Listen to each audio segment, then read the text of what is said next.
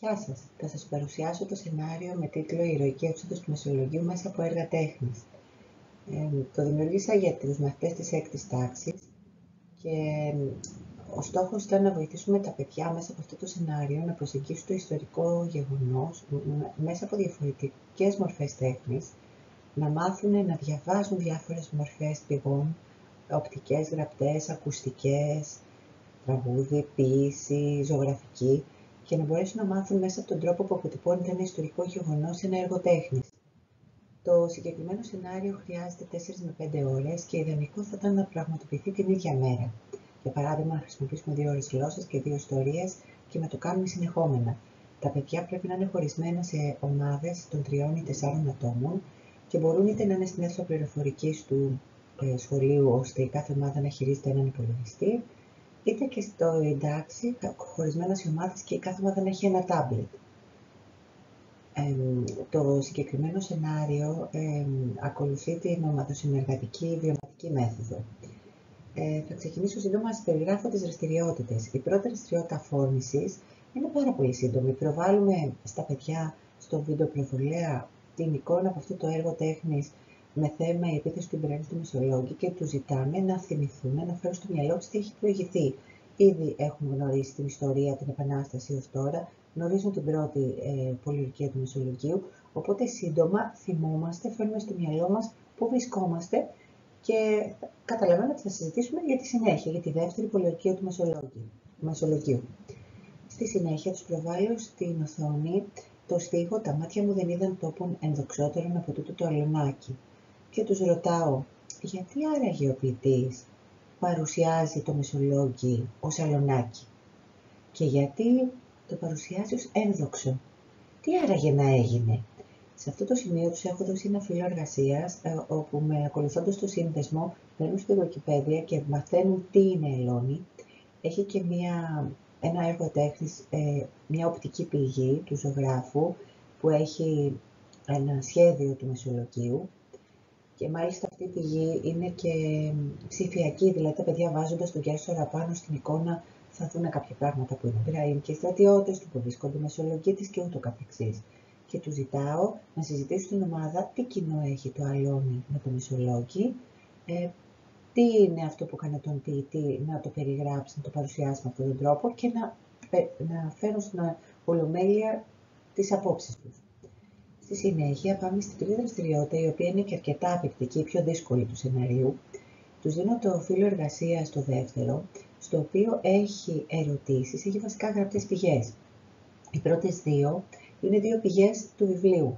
Είναι αντικειμενάκι που περιγράφει τι τρώγανε οι Μεσολογγίτες, ένας μαγειρευτό σκύλο, του βατράχια, ποντίκια κλπ. Και ρωτάει να καταγράψουν τα παιδιά τι τρώγανε. Και το δεύτερο είναι ένα μικρό απόσπασμα από τους ελεύθερους πολιτισμένους του Διονύσιου Σολωμού, όπου λέει ότι τα μάτια είναι μαύρησε, ο Σουλιώτης δεν μπορεί πια, το τουφέκι να το κρατάει του είναι πολύ βαρύ, η μαμά κοιτάει το πουλί που τρώει ένα σποράκι και το ζηλεύει. Και ζητάμε από τα παιδιά να γράψουν τι συνέπειες έχει φέρει πείνα στους Μεσολογγίτες. Η τρίτη ερώτηση έχει ένα αποσπάσμα από το αληθολόγιο, πάλι από τους ελεύθερους πολιτισμένους, και ζητάμε ιδιαίτερα στα παιδιά, αφού το διαβάσουν, να προσπαθήσουν να ερμηνεύσουν τον τελευταίο στίχο. Όποιος πεθάνει σήμερα, 1000 φορές πεθαίνει. Τι να εννοεί άραγε ο ποιητής με αυτό το στίχο? Και στη συνέχεια ζητάμε κάθε ομάδα να προσπαθήσει αυτό το απόσπασμα να το αποτυπώσει με μια ζωγραφιά. Πώς θα το ζωγράφιζε? Όλα αυτά τα φέρνουν στην ολομέλεια και τα συζητούν. Η τέταρτη δραστηριότητα φέρνει τα παιδιά σε επαφή με 4 πίνακες ζωγραφικής. Και οι 4 απεικονίζουν γεγονότα λίγο πριν την έξοδο του Μεσολογγίου. Σας δείχνω αυτή τη στιγμή στην οθόνη σας τους πρώτους 2. Οι επόμενοι 2 περιγράφουν και το ίδιο γεγονός, η τελευταία μετάληψη των Μεσολογγιτών, όμως με διαφορετικό τρόπο. Οπότε είναι για μια ευκαιρία τα παιδιά να συζητήσουν πώς ο κάθε καλλιτέχνης αντιλαμβάνεται και αποτυπώνει αλλιώς ένα γεγονός και πώς και εμείς βλέπουμε το ίδιο γεγονός με διαφορετικό τρόπο συχνά.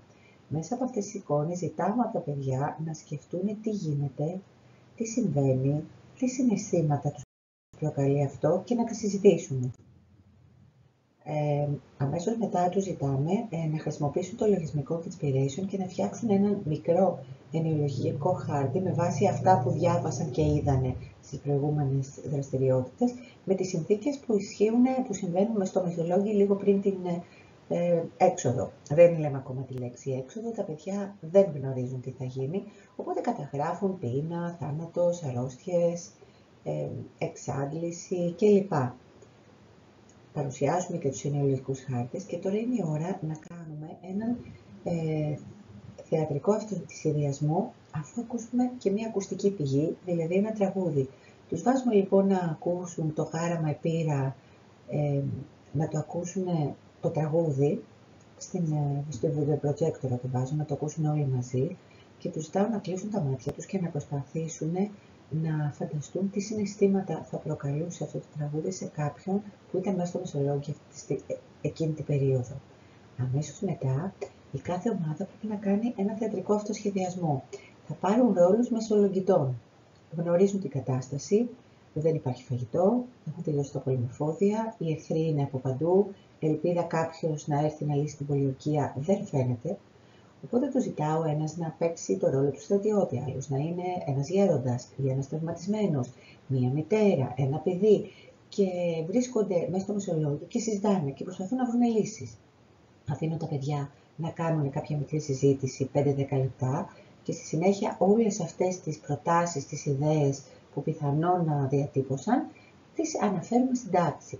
Τώρα πλέον τα παιδιά έχουν προβληματιστεί και έχουν και αγωνία να δουν τελικά τι έγινε. Τι αποφάσισαν οι μεσολογγίτες, να μείνουν και να πεθάνουνε, να παραδοθούνε, τι τελικά άραγε κάνανε. Έχουν ήδη μπει όμως στο ρόλο. Όπως βλέπετε, προσεγγίσουμε το θέμα από όλες τις μορφές τέχνης, θέατρο, ζωγραφική, ποίηση, μουσική. Συνεχίζουμε λοιπόν, αφού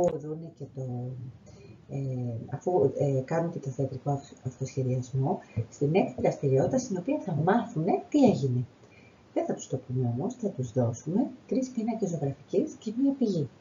Οι 3 πίνακες είναι οι 2 πολύ γνωστοί του Θεόδωρου Βριζάκη, η έξοδος του Μεσολογγίου και ένα την έξοδο του Χρήστου Καψάλη. Και θα τους δώσουμε και τον πίνακα του Ντελακρουά, η Ελλάδα στα ερείπια του Μεσολογγίου.